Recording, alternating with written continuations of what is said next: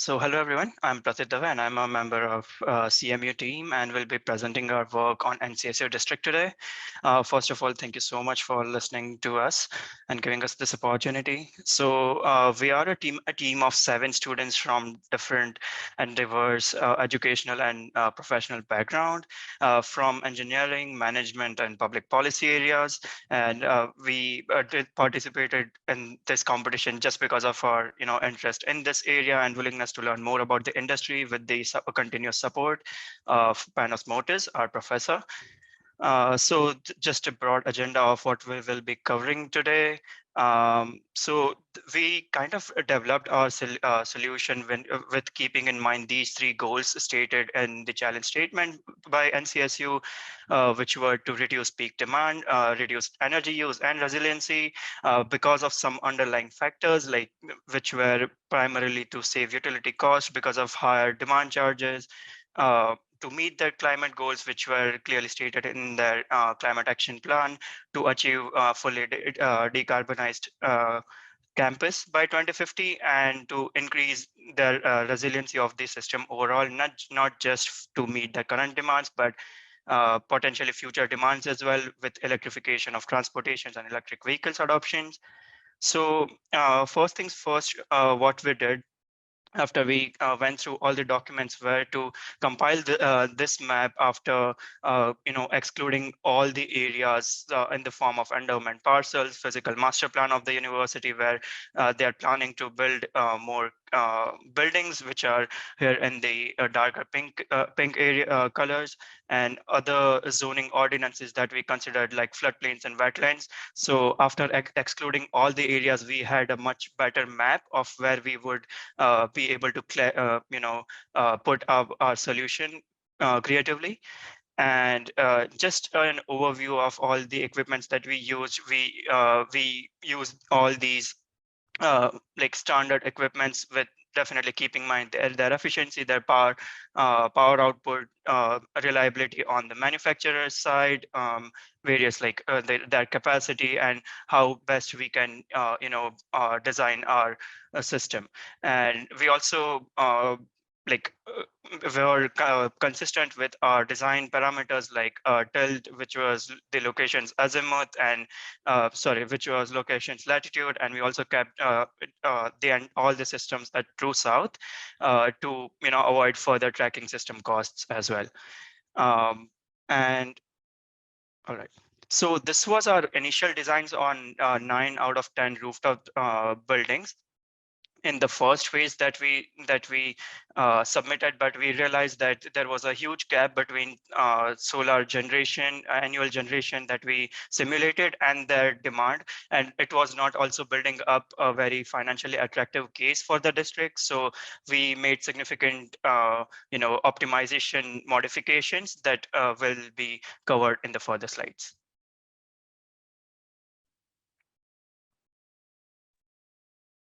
Okay, so in summary, we performed a simulation on REOP tool, resulting in an optimal PV system with a size of 4.6 megawatt.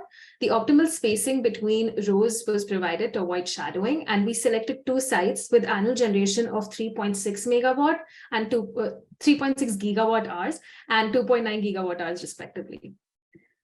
Next slide.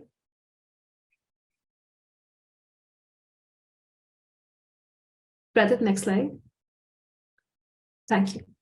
So the first site has a size of 2.6 megawatt and is located in the southeast of the campus, close to the green circle.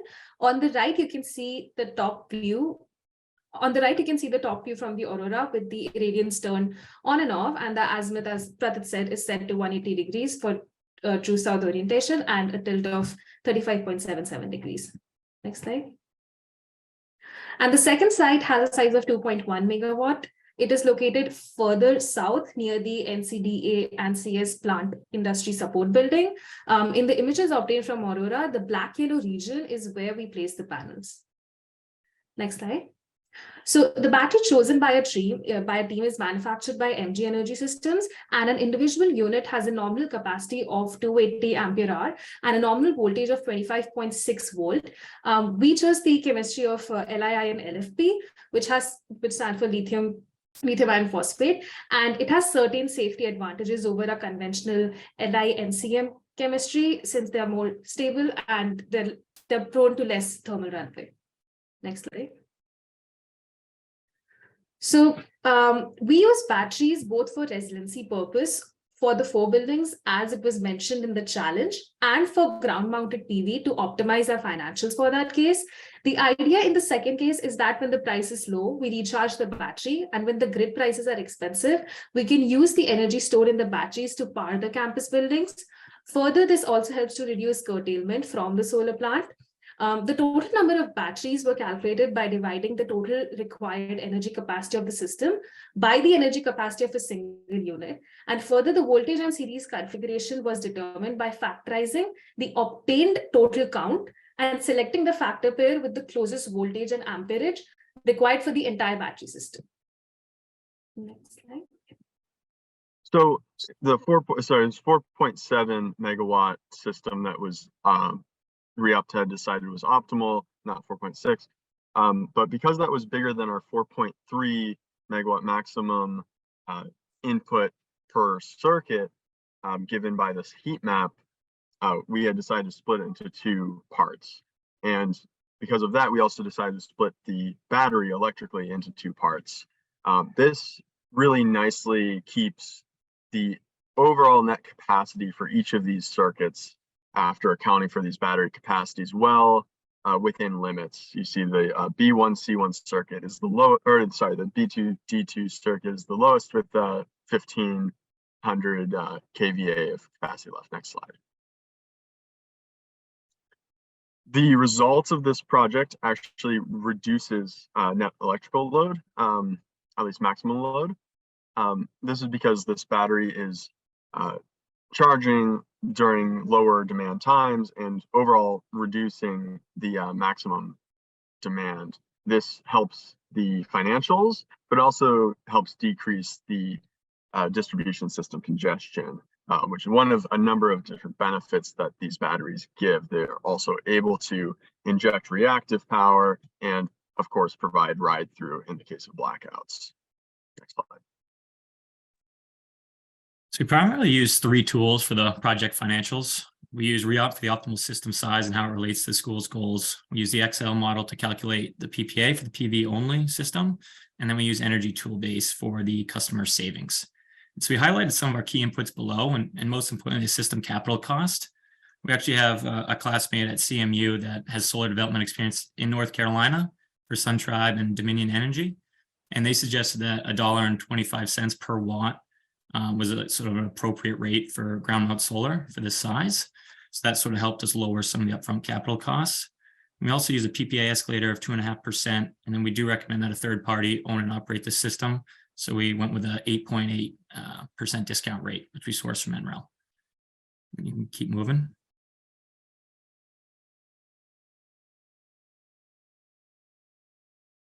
So we have the next slide.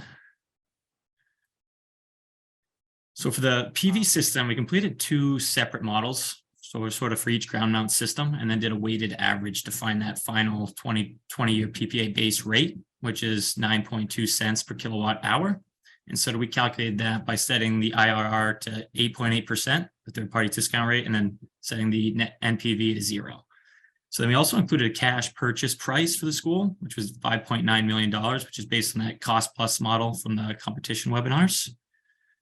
And then for the customer savings, we ran 2 different simulations. So the first is without the batteries, which yielded $1,300,000 of customer savings over the life of the PPA. And then the second includes that 1.3 megawatts of battery capacity. And that also includes energy arbitrage to avoid those high demand charges. And we found that it could save the school $6.3 million over the course of the PPA. And then for the final resilience scenario, so we found that required battery size for the 4 buildings. And then we recommend that the school actually purchase these batteries up front and then only use them as necessary. So we sort of viewed them as a one-time fixed cost of $1 million, which dropped their customer savings to 5.3 million. And that is our recommended system, the PV plus battery and the resilience batteries. And keep moving.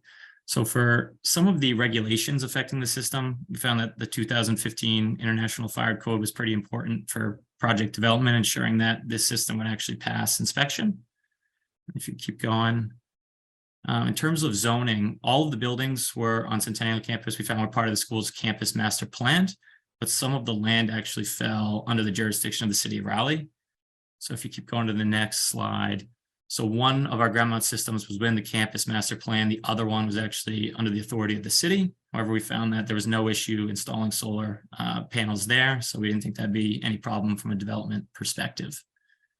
And then the next two slides are about endangered species and flooding. And so we didn't find that these solar panels would displace any animals, and we didn't think it was at risk of flooding after heavy rain. So our development timeline will take between 13 and 14 months, including 6 months contingency for possible supply chain disruptions. A number of these different times for these different parts of the project overlap with each other, and there's more detail in our reports. Next slide. What we were interested in is equity aspects of this project, and we found that when looking at demographic indexes for the Raleigh area, a couple of interesting things. So for one, particulate matter and indexes such as demographics and low-income communities seem to overlap a lot just visually, which is not surprising that these areas are more affected by pollution. And so we think that a solar farm is a really great thing for the area in general, but we wanted to actually do something that would target these people and help them in some way. What we found is that a lot of the area in Raleigh, especially to the south, is considered a food desert. So what we propose is to, near the 2.1 megawatt system, create, during the development, while they're clearing some of the trees and so forth, create a community garden, which would be plots of land would be given out, especially to these lower income people. And this would allow them some access to food, but probably more importantly, because there is a farmer's market just to the south of this solar development, it would be an easy market. And so this could actually provide some income to these people as well. In conclusion, we think that our solution, when we look back at what NCSU's ultimate goals were, is our solution achieves those goals in the most effective way.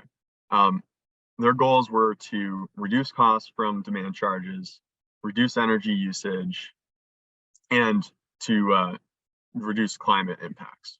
And ours has a very significant impact on the climate impacts because it's such a large project.